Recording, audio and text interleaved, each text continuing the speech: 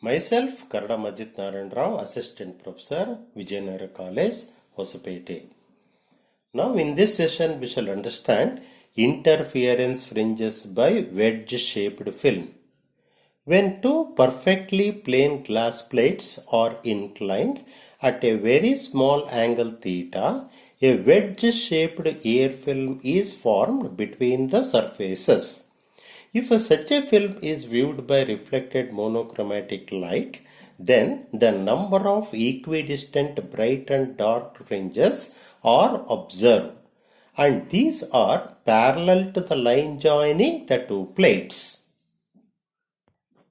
Now let us consider a monochromatic light which is incident through a convex lens and is incident on a glass plate which is inclined at an angle 45 degree, and these rays are further made to incident upon the two glass plates which are inclined at an angle theta.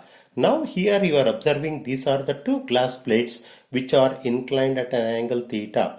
Whenever these rays which are being incident, these are being reflected. When these rays are being reflected, then they produce the phenomenon of interference and produce the fringes. And it produces an alternate bright and dark fringes are being formed. Along AB, the thickness of the air film is 0. As we move away from this particular point, the thickness of the film increases. This is along AB, the thickness of the film is 0. Therefore, at this point, the film appears to be dark. Therefore, it produces a dark fringe along the line AB. As we move away from this point, the thickness of the film increases and it produces an alternate bright and dark fringes are being formed. Now, let us consider that whenever a monochromatic light, which when being incident normally at the point R, then this ray of light is being reflected from 2 points, that is from R and P. And these two reflected rays are very close and parallel to each other, which produces the phenomenon of interference. As you are observing that one of the rays is reflected from optically denser medium, which undergoes a phase difference of pi and the path difference is lambda by 2. Therefore, the actual path difference between these two reflected rays is given by 2 mu t cos r minus lambda by 2. Since r is equal to 0 for normal incidence, therefore cos r is equal to cos 0 is equal to 1. Therefore, the path difference is given by 2 mu t minus lambda by 2. Now, suppose if it forms a bright fringe, the path difference is given by n lambda, or 2 mu t cos r minus lambda by 2 is equal to n lambda, or 2 mu t is equal to 2n plus 1 lambda by 2. Suppose if it produces a dark fringe, then the path difference is given by 2n plus 1 lambda by 2. Therefore, for dark fringe, path difference is 2n plus 1 lambda by 2. Or the path difference is 2 mu t minus lambda by 2 is equal to 2n plus 1 lambda by 2. On simplification, 2 mu t is equal to n lambda for n the bright dark fringe. Now let us obtain an expression for fringe width.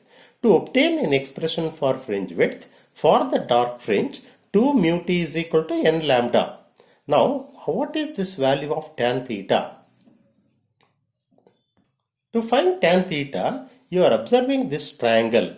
The triangle is ARP, is a right angle triangle, in which RP is opposite side, AP is adjacent side. Tan theta is opposite by adjacent side, that is given by T upon X.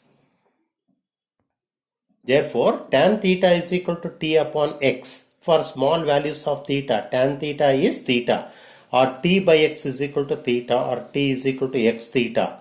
Now, let us substitute this value of T in this expression.